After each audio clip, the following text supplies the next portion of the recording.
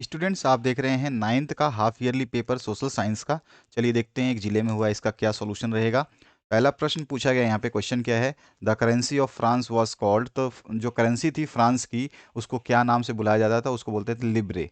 तो B option जो आपका करेक्ट हो जाएगा। नेक्स्ट क्वेश्चन है, on which tree leaves are silk worm reared. तो यहाँ पर बोल रहा है कि सिल्क वॉर्म जो होते हैं ये कौन से ट्री पर आपके जो है पोषित होते हैं, यानी कि कह सकते हैं एक तरह से पाला जाता है। ठीक है, किस पे पाले जाते हैं, तो कौन सा आंसर आ जाएगा आपका, मालबेरी, शहतूत के पेड़ पे।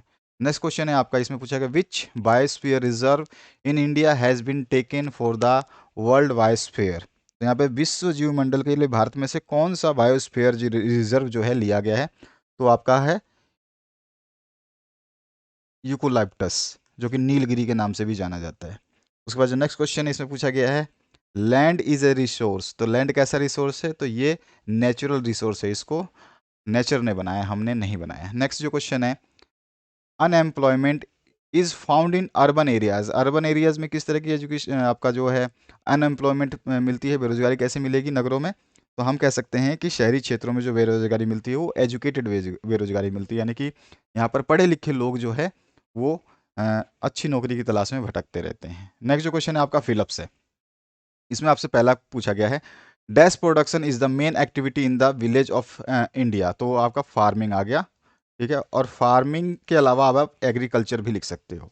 नेक्स्ट जो क्वेश्चन है, less than 50 people engaged in dash work in Palampur. तो इसमें क्या होता है, मैन्युफैक्चरिंग में, एंगेज्ड किस में, मैन्युफैक्चरिंग में।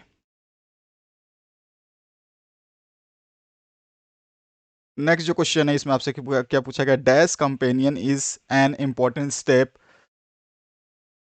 In providing primary education. Primary शिक्षा के लिए, यानी कह सकते हैं हम प्राथमिक शिक्षा प्रदान करने के लिए जो एक अभियान है वो महत्वपूर्ण कदम उठाएगा। कौन सा अभियान था, सर्व शिक्षा अभियान। ठीक है, सर्व शिक्षा अभियान। नेक्स्ट जो क्वेश्चन है उसकी बात कर लेते हैं। यहाँ पर आपसे क्या पूछा गया है, why did people change the name of Saint Petersburgs. तो सेंट पीटरबर्ग्स जो है उसका लोगों ने नाम क्यों बदल दिया, ये आपसे पूछा गया। और नेक्स्ट जो क्वेश्चन है, हु इज भाबर। तो भाबर कौन होते हैं, ये आपको बताना है। नेक्स्ट क्वेश्चन आपसे क्या पूछा जा रहा है, what was mentioned in the criminal tribes act 1871। इसमें क्या मेंशन किया गया था, इसमें मेंशन किया गया था every one belongs, one belongs, every one साथ में लिख सकते हो। ठीक है, belongs to certain caste to be born with criminal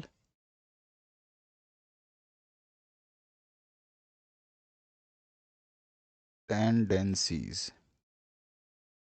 यानी कि यहाँ बोला गया है कि कुछ जातियों के सभी लोग जो है वो आपराधिक प्रवृत्तियों के साथ ही पैदा होते हैं, इसमें ये मेंशन किया गया है। ठीक है, एक्ट 1871 की बात कर रहा है। उसके बाद जो नेक्स्ट क्वेश्चन है आपका पूछा गया है, which is the largest and smallest state in terms of area. Area के टर्म्स में आपको बताना है। तो एरिया के टर्म्स में सबसे पहला आपका जो, अगर हम लार्जेस्ट की बात करें तो कौन है, तो लार्जेस्ट में आपका आ जाएगा सबसे पहला जो है राजस्थान। ठीक है, तो हम लार्जेस्ट की अगर बात करते हैं तो आता है राजस्थान, और स्मॉलेस्ट की बात करें तो आ जाता है गोवा।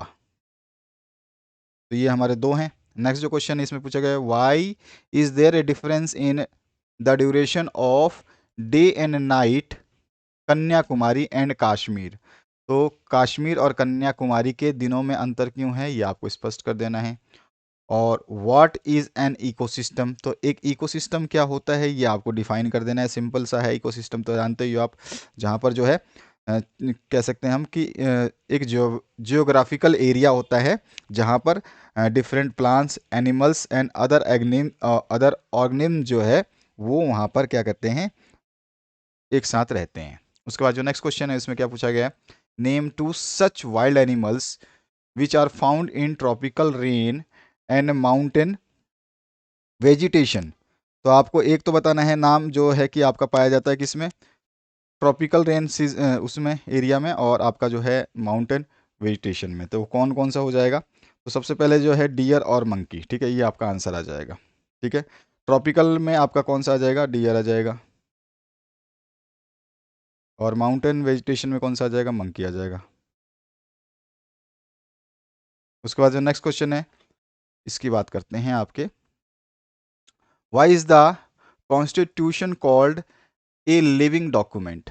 तो जो है संविधान को जो है हम एक लिविंग डॉक्यूमेंट के नाम से क्यों जानते हैं, ये आपको बता देना है। सिंपल सा क्वेश्चन है, इसमें कोई इशू नहीं है, आप आसानी से इसको बता सकते हैं। इसके बाद जो नेक्स्ट क्वेश्चन है उसकी बात कर लें हम, तो यहाँ पे जो है आपको क्या बोल रहा है, into how many sectors are the various activities in the economic classified. तो जो है विभिन्न प्रकार की जो अर्थव्यवस्थाएं हैं वो मतलब किन किन रूप में जो है वर्णित है, या किन किन रूपों में जो है इसको क्लासिफाई किया गया है। तो आपके सेक्टर्स जो हैं अर्थव्यवस्था के कौन कौन से हैं, प्राइमरी, सेकेंडरी एंड टर्टियरी। ठीक है, उसके बारे में थोड़ा सा आपको लिख देना है। उसके बाद में on what factor does the quality of population depend. तो पॉपुलेशन जो है उस किस क्वालिटी पे आपके डिपेंड करती है, आप जानते हो अच्छी तरीके से। नेक्स्ट है what is fixed and working capital. Fixed और वर्किंग कैपिटल क्या होता है। नेक्स्ट जो क्वेश्चन है, explain the tax system in France. France में टैक्स सिस्टम कैसा था, ये आपको बता देना है। What were the provisions of the forest act 1871।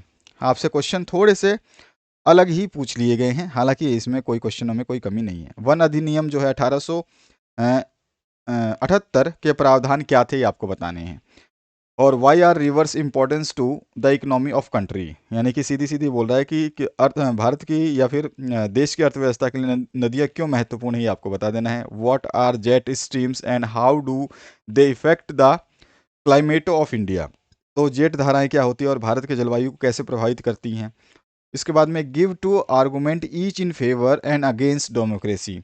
तो आपको लोकतंत्र के पक्ष और विपक्ष में दो दो तर्क देने हैं कि डेमोक्रेसी कैसे अच्छी है और कैसे बुरी है। उसके बाद जो नेक्स्ट क्वेश्चन है इसमें क्या पूछा गया आपसे, यहाँ पे बड़े क्वेश्चंस आ गए। 25 नंबर आप देख रहे हैं, जैसे how did Hitler establish A Nazi state in Germany. तो हिटलर ने जर्मनी में नाजी राज्य की स्थापना जो है कैसे करी है। इसके बाद में describe the problems face by the Weimar Republic. तो यहाँ पे वाइमर गणराज्य की समस्याओं का जो है आपको वर्णन कर देना है। तो इस तरह के क्वेश्चन हैं। Describe the northern plains of India. तो उत्तरी मैदान का जो है आपको वर्णन कर देना है। और right short notes on the following. Central Himachal है यानी कि मध्य हिमाचल है। उसके बाद में मिडल हाई ग्राउंड यानी कि आप कह सकते हो मध्य उच्च भूमि। और उसके बाद में आइसलैंड्स ऑफ इंडिया यानी कि भारत के द्वीप। इसके जो है बारे में आपको शॉर्ट नोट्स लिखना है। इसके बाद जो नेक्स्ट क्वेश्चन है 27 नंबर, इसमें पूछा गया है, you begin an ordinary citizen can suggest some reforms in the elections. What should a common citizen do to meet these challenges? तो आप जो है एक साधारण नागरिक होने के नाते चुनाव में कुछ सुझाव सुधार के लिए सुझाव दे सकते हैं। और इन सुझावों को जो है या फिर इन चुनौतियों का सामना करने के लिए आम नागरिक को जो है क्या करना चाहिए वो आपको बताना है। इसके और पार्ट में जो पूछा गया है, why are election necessary in democratic country like India. यहाँ पूछ रहा है कि भारत जैसे लोकतांत्रिक देश में चुनाव की आवश्यकता क्यों है। और 28वां है describe the cause of poverty in India. तो भारत में गरीबी के कारणों की व्याख्या कर देनी है आपको। इसके और ऑप्शन में पूछा गया है what measures can be taken to remove poverty in India. और भारत में गरीबी दूर करने के क्या क्या उपाय हैं उसको आपको जो है समझा देना है। तो इस तरह का प्रश्न पत्र आया, कुछ क्वेश्चंस के हमने आंसर्स डिस्कस किए। आपके लिए स्टडी मटेरियल्स कंटिन्यूअस आ रहे हैं, अपनी प्लेलिस्ट जरूर देखें और सब कुछ उसमें आपको मिलता रहेगा समय समय पे। Thank you very much, have a good day.